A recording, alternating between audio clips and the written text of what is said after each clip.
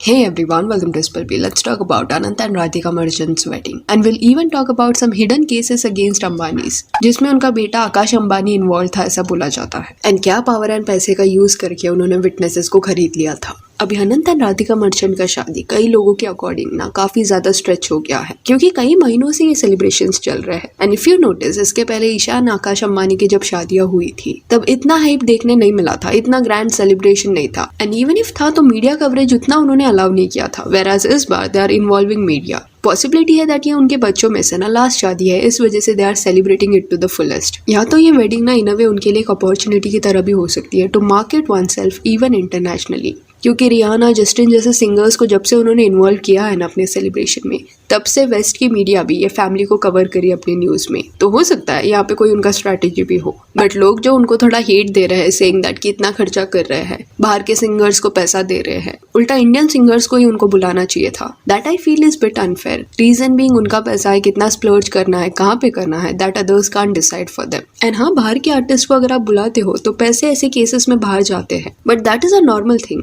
अभी हमारे यहाँ के भी सिंगर्स आर्टिस्ट को बाहर बुलाया जाता है फॉर इवेंट्स और इंटरव्यूज या फॉर सम अदर रीजन, तब हम खुश होते हैं। तो ये जो मेंटालिटी है वी कांट कीप, क्योंकि सिर्फ ऐसे थॉट को हम पुश करेंगे तो हो सकता है कि बाकी कंट्रीज भी फिर इंडियन आर्टिस्ट को ना बुलाए। अपार्ट फ्रॉम दैट, अंबानी के बारे में जब प्रीवियसली हमने बात किया था ना, तब कई लोगों ने आकाश अंबानी के हिट एंड रन केस के लिंक में कुछ कॉमेंट्स किए थे। अभी आई गेस ये केस से रिलेटेड ना कई लोगों को मिसअंडरस्टैंडिंग है। It was not a hit and run case. अभी ये जो बात है ना वो कुछ मैं रीसेंट आर्टिकल्स के बेसिस पे नहीं बता रही। 10 साल पहले जो एक्सीडेंट हुआ था उसके बाद एग्जैक्टली मीडिया ने जो न्यूज में कवर किया था एंड जो आर्टिकल्स आए थे उसके बेसिस पे ये डिस्कशन होगा। 2013 की ये बात है। दिसंबर 7 यानी कि संडे रात को एक एस्टन मार्टिन कार 150-200 के स्पीड में ना पेडर रोड जो मुंबई में है वहां पे आई। वो लग्जरी कार के पीछे ना और भी कई गाड़ियां उसको फॉलो कर रही थी as if they were chasing that car. And speed इतना होने की वजह से जो चला रहा था ना गाड़ी को, वो गाड़ी कंट्रोल नहीं कर पाया एंड 2 कार को जाके उसने डैश किया। ये रैश ड्राइविंग का केस था। जो लोग उस कार में थे ना उनको इंजरी हुआ, उनका कार डैमेज हुआ,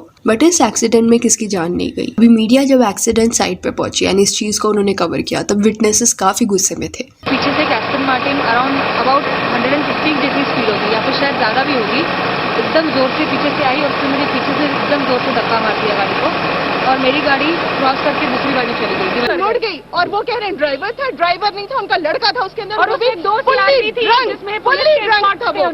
दे सेड कि उन्होंने एक यंग आदमी को देखा गाड़ी से निकलते हुए, उसने ही एक्सीडेंट किया है। एंड एक्सीडेंट के बाद वो अपने कार से निकला एंड भाग के पीछे वाली गाड़ी में बैठ के वहां से फरार हो गया। एक लेडी तो ये भी स्टेटमेंट दे रही थी कि वो उस पर्सन का बेटा है। अभी यहाँ पे वो किसका रेफरेंस दे रही है that is not clear. And then she even said कि पुलिस जो है ना वो ये केस में प्रॉपरली काम नहीं कर रही, एविडेंसेस को प्रॉपरली हैंडल नहीं कर रही। अब ये गाड़ी के बारे में जब जानकारी निकाली गई तब मालूम पड़ा कि रिलायंस स्पोर्ट्स के अंडर ये रजिस्टर्ड है। प्लस ये हादसे के पहले कुछ अलग अलग इवेंट्स के दौरान आकाश अंबानी अपने ड्राइवर के साथ ना इसमें स्पॉट किए गए थे, जिसके बाद लोगों ने लिंक लगाया कि हो सकता है ये आकाश अंबानी की गाड़ी है जो हमेशा यूज करते हैं एंड पॉसिबिलिटी है कि वही गाड़ी स्पीड में चला रहे थे। अभी let me clarify, this is a theory, this is a rumour, but 2013 में कई लोगों ने इस पे ट्वीट किया कि पूरी दुनिया को पता है गाड़ी किसके नाम पे रजिस्टर्ड है, सिर्फ मुंबई पुलिस ये ढूंढ नहीं पा रही। इनमें लोगों को तभी लग रहा था कि ये इंसिडेंट्स को ना दबाने की कोशिश की जा रही है सो दैट जो भी पर्सन इसमें इन्वॉल्व था उसके ऊपर कोई चार्जेस ना लगे। एंड मीडिया हाउसेस ने भी ना ये चीज को ज्यादा कवर नहीं किया, क्योंकि रिलायंस का मीडिया हाउसेस के साथ भी बिजनेस टाइप्स थे।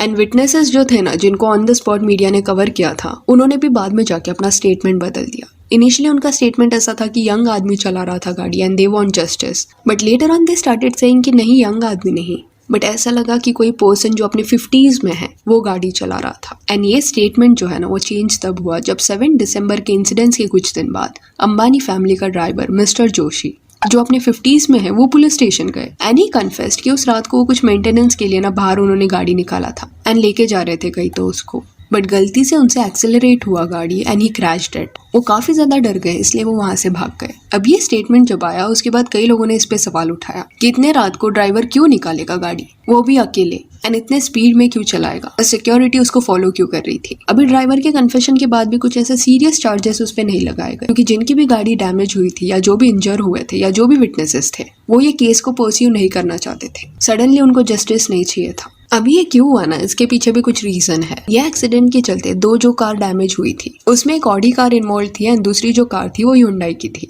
कार जो था वो 7 दिसंबर को डैमेज हुआ था, पर सरप्राइजिंगली दोनों कार ओनर्स के घर में ना क्रिसमस वीक के दौरान यानी कि 25 दिसंबर के आसपास नई गाड़ियां डिलीवर हुई। एक के घर में ऑडी A6 गई एंड एक के घर में स्कोडा सुपर्ब सेडान पहुंची। एंड जो लोग इंजर्ड शायद हुए थे ये सब में, उनको भी जस्टिस नहीं चाहिए था। ये जो नई गाड़ियां डिलीवर हुई थी उससे रिलेटेड एक आर्टिकल देखने मिला जिसमें ये इंसिनुएट किया गया कि रिलायंस ने ये लोगों को ना कार्स गिफ्ट किए हैं सो दैट ये जो केस है वो रफा दफा हो जाए। ये स्पेकुलेशन आने के बाद ना कार ओनर का कहना था कि रिलायंस ने वो गाड़ियां उन्हें नहीं दी है, बल्कि इंश्योरेंस कंपनी से उन्हें पैसा मिला था फॉर द डैमेजेस, उससे उन्होंने गाड़ी खरीदी है। पर आर्टिकल में ये भी लिखा गया कि जिस कंपनी का इंश्योरेंस था ये पर्सन के पास, उस इंश्योरेंस कंपनी तो डायरेक्टली डिनाई कर दिया कि उन्होंने कुछ डैमेज का पैसा नहीं दिया था। एंड जनरली इंश्योरेंस कंपनी इतने जल्दी क्लेम्स क्लियर भी नहीं करती, बट इस केस में ना सब जल्दी जल्दी हुआ।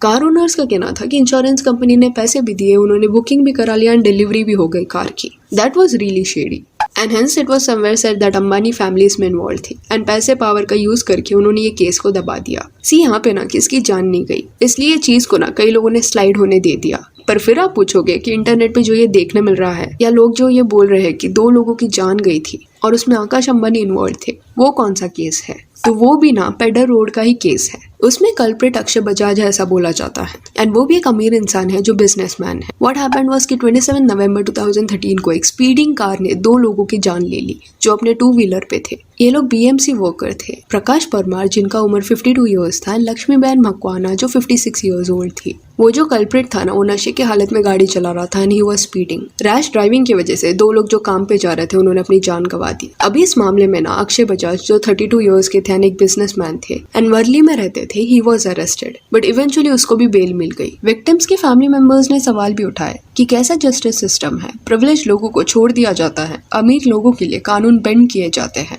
एंड ऑब्वियसली इस केस में ना जस्टिस वाज नॉट प्रोवाइडेड। तो ये जो केस हुआ था ना वो भी 2013 का है, नवंबर महीने के एंड में हुआ था। एंड जब 7 दिसंबर को फिर से एक एक्सीडेंट हुआ सेम रोड पे, तब व्हाट हैपेंड कि मीडिया ने ना इस केस को कवर किया सेइंग दैट कि 2 एक्सीडेंट इन 2 वीक्स।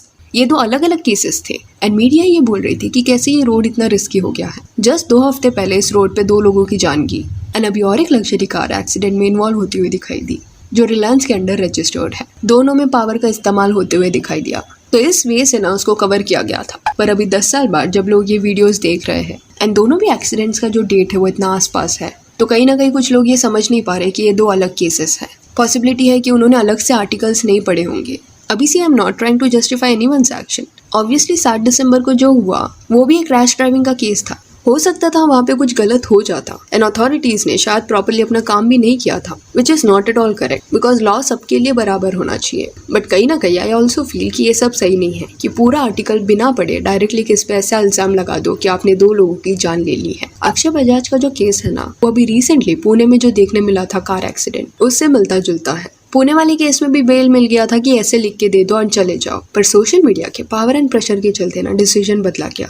इवन अभी रिसेंटली मुंबई में भी ऐसा एक कार एक्सीडेंट हुआ है जहाँ पे एक लेडी की जान चली गई एंड जो कार चला रहा था वो पॉलिटिशियन का बेटा है। पुलिस उसको पकड़ने का ट्राई कर रही है बट वो फरार है। तो ऐसे सारी केसेस में गुस्सा होना, कल्प्रिट्स को अकाउंटेबल होल्ड करना कंप्लीटली करेक्ट है। एंड रैश ड्राइविंग जो है वो भी एक सीरियस ऑफेंस है। अगर आकाश अंबानी ने उस वक्त एक्चुअल में ये किया है तो वो भी फॉल्ट में है, बट सैडली सच जो है वो सामने नहीं आ पाया। सो या that's it for this video. Do let me know कि आकाश अंबानी के बारे में जो हमने ये केस डिस्कस किया है इस पे आपका क्या कहना है। And if you want you can follow us on Instagram, जिसका लिंक आपको डिस्क्रिप्शन में मिल जाएगा। और ये वीडियो अच्छी लगी हो तो लाइक एंड शेयर करें और ऐसे और अपडेट्स के लिए चैनल को प्लीज सब्सक्राइब करें।